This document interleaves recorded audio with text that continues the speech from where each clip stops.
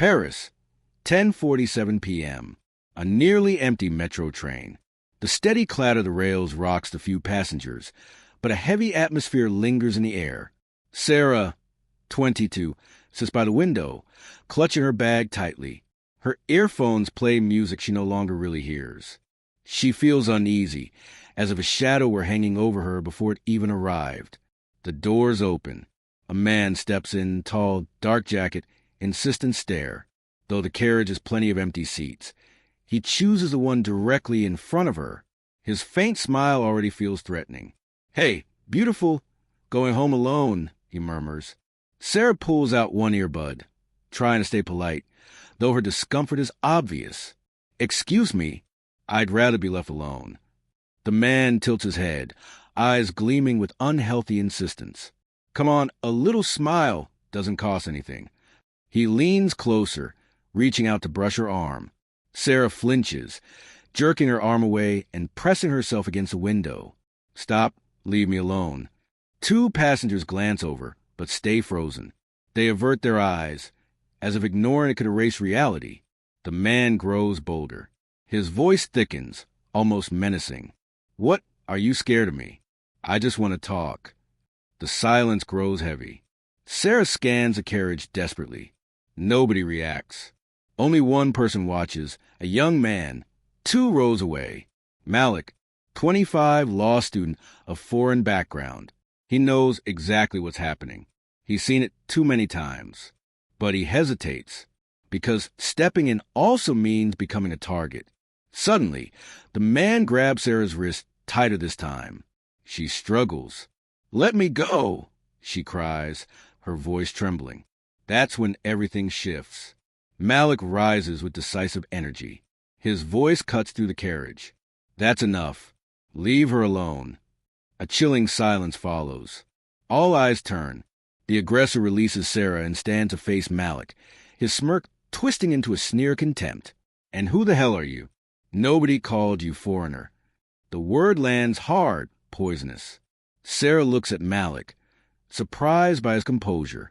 He meets the man's stare, unshaken, steady. "I'm just someone who won't stand cowardice."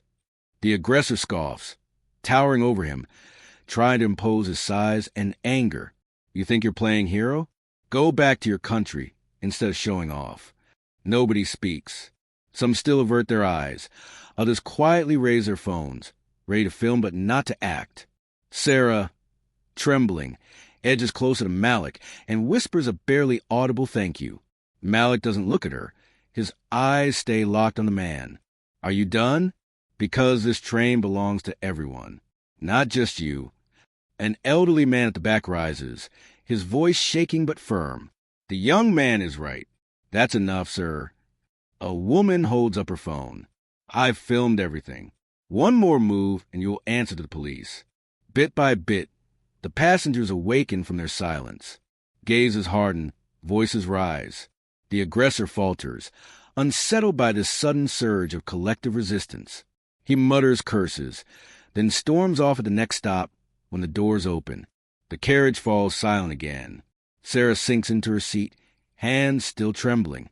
Malik remains standing for a moment before calmly sitting back down.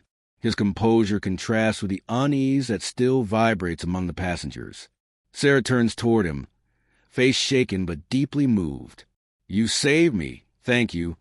A faint smile crosses Malik's lips. "No, we all finally reacted, but it should have happened sooner." The train pushes on into the darkness. The passengers exchange new glances, as if something inside them had shifted. The rumble of the rails fades, leaving behind a simple truth. Sometimes, it only takes one voice to awaken all the others. The metro plunges deeper into the darkness of the tunnels, but inside the carriage, a new kind of light seems to be born. Sarah catches her breath, her heart still pounding. Her eyes search for Malik's, as if to understand why a stranger would take such a risk for her. At last, she breaks the silence. "Why did you step in?" The others, they all looked away. Malik holds her gaze for a moment, then shrugs. "Because I have a little sister. And I couldn't stand the thought of someone watching her suffer one day without moving." A faint, trembling smile appears on Sarah's face.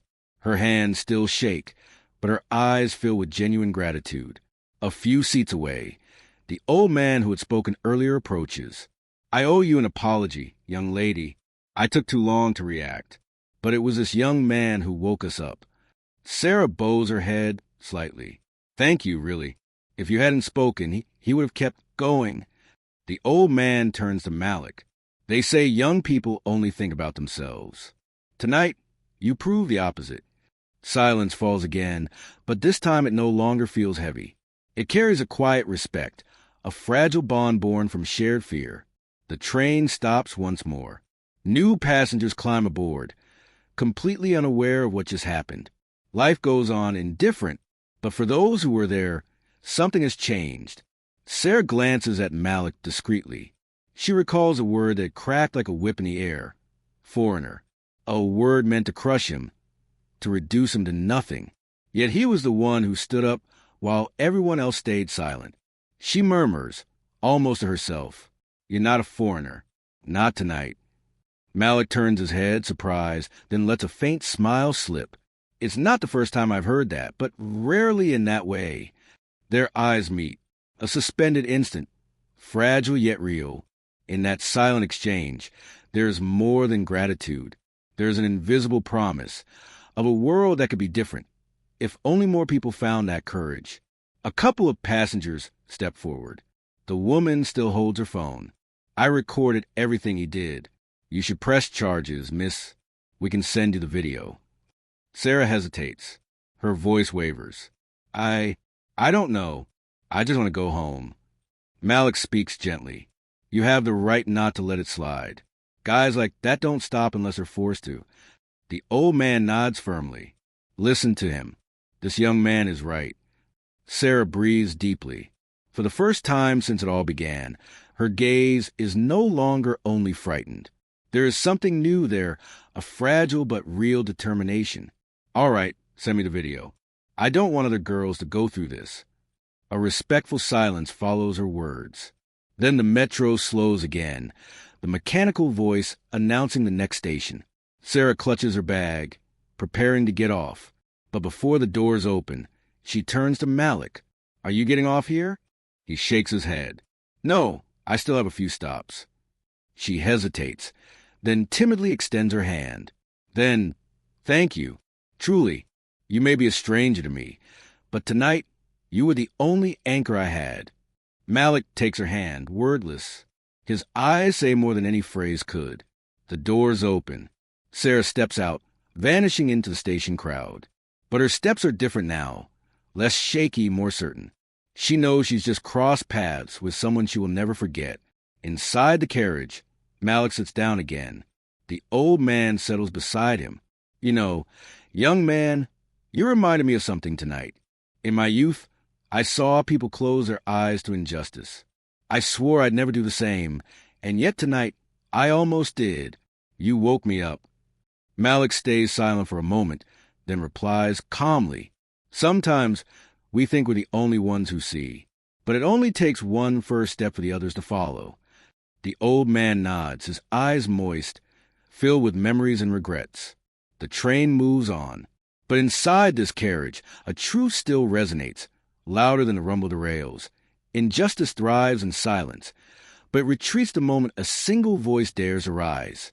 The subway car stretched on, as if the ride refused to end. Malik stared at his reflection in the dark window. His heart was beating faster than he wanted to admit. He had acted without thinking, driven by a simple truth. He couldn't just sit there with his arms crossed. And yet, what he saw in the eyes of the other passengers lingered in his mind. The fear, the discomfort, and above all, the cowardly choice to look away. He replayed that word, hurled like a weapon. Foreigner. It had stuck to his skin ever since he was a child, always reduced to an identity imposed on him, never the one he'd built for himself. But tonight, Sarah had flipped the meaning. She had called him something else, not a foreigner, but a point of reference. That single word rang inside him like a quiet victory. The old man, sitting next to him, broke the silence. "You know, there are nights that mark a life. Tonight is one of them." Malik shrugged, slightly, trying to hide the emotion rising in him. Maybe, but it's not me people should remember. It's her. She's the one who found the courage not to stay silent. The old man gave a tired smile. You're the one who gave her that strength. The subway stopped again. Passengers got off. Others climbed aboard, indifferent to what had just happened minutes earlier. But for Malik, the world had shifted. Not completely, not enough, but just a little, and that little was enough to light a flame. His phone buzzed. A new message appeared. Thank you, S. Sarah had found his number through the couple who had filmed the scene. He froze, staring at the simple word. Thank you. Nothing more. But it was enough to make him feel that what he had done mattered. A memory hit him suddenly. His own father, repeating when he was young, don't get involved. Stay in your place. You have nothing to gain by stepping in. Tonight, he had done the exact opposite. And instead of losing, he had gained something priceless, his own self-respect. The subway slowed at a stop. Malik stood up. Before leaving, he turned to the old man. Take care of yourself. The old man watched him walk away and whispered, almost to himself, take care of all of us, young man. Outside, the night air struck his face. Paris streets buzzed with life despite the late hour. Lights, laughter, the noise of the city. Malik drew in a deep breath. The world was the same as an hour ago, but he no longer saw it the same way. Meanwhile, Sarah walked on the other side of the city. Her steps were steadier, her shoulders lighter. She replayed the moment over and over in her mind, when the stranger's hand had stopped her aggressors. She remembered the lowered eyes, the turned backs, and then she remembered him, alone, standing without hesitation. She smiled faintly. Not a foreigner, she had said. That word she kept like a talisman. She knew she would file a complaint, not only for herself, but for all those who had never found the strength. And she knew deep down she would never be the same again. A few days later, their paths crossed again, a summons to the police station to give their statements. Sarah walked into the waiting room, and her eyes immediately found Malik. He sat upright, his face calm, though his hands betrayed a quiet nervousness. She stepped closer. Hello. He looked up, surprised, and smiled. Hello. A silence settled between them, but it was no longer heavy. It was filled with gratitude, with things unspoken yet understood. I wanted to tell you, Sarah began. Without you, I would never have found the strength. So, whatever happens here, know that you've changed something for me. Malik lowered his gaze for a moment, then answered softly. You've changed something for me, too. Their eyes met, and nothing more needed to be said. That day, they both realized a simple truth. Sometimes, it isn't a grand heroic gesture that changes the world. Sometimes it's a small act in a crowded subway when everyone else looks away, and that small act becomes a light in the darkness. Sarah and Malik's story never made the headlines, but for those who had been there, the old man, the couple who filmed, every silent witness, it stayed as a reminder. You can choose silence, or you can choose to stand up, and sometimes that choice is enough to change everything.